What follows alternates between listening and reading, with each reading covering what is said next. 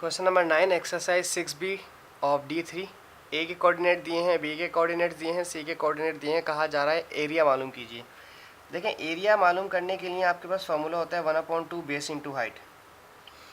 अब आप इस ट्रायंगल को पहले सपोज कर लीजिए कि ट्रायंगल है कैसा। मैंने सपोज कर लिया मेरा ट्रायंगल ऐसा है। अब आपको पॉइंट्स लेते हुए एहतियात करना है। जिन भी दो पॉइंट्स के वाई कोऑर्डिनेट बराबर है ना, आप उन्हें बेस लीजिएगा।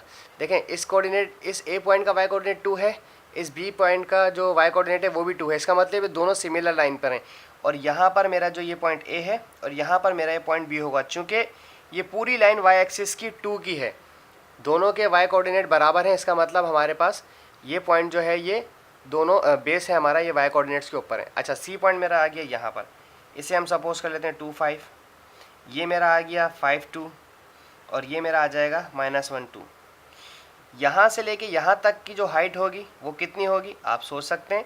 ये लाइन 2 की है, ये लाइन 3 की, ये 4 की और फिर ये पॉइंट आपका 5 का हो जाएगा। यानी कि मैं अपने वाई एक्सिस के 2 यूनिट से 5 यूनिट तक चलने के लिए मुझे 3 स्टेप ऊपर चलना पड़ा होगा। 2 से 3 1 स्टेप, 3 से 4 2 स्टेप, 4 से 5 3 स्टेप। यानी कि मुझे अपनी हाइट जो है इसकी, ये हाइट जो है मुझे यहाँ से यहाँ तक पता चल गई कि इसकी हाइट है 3, क्योंकि मैं अपने 2 स्टेप से 2 यूनिट से 3 यूनिट तक चढ़ा हूँ तो 5 हो गए।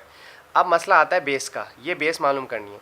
बेस में आप सब जानते हैं कि एक्स कोऑर्डिनेट से माइनस होता है और वाई कोऑर्डिनेट से।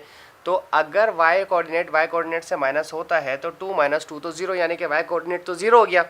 सिर्फ एक्स कोऑर्डिनेट निकालना है। 5 में से माइनस +1 हो जाएगा, तो +1 मतलब 6 हो जाएगा। 6 का स्क्वायर ऑब्वियसली सिर्फ 6 बचेगा।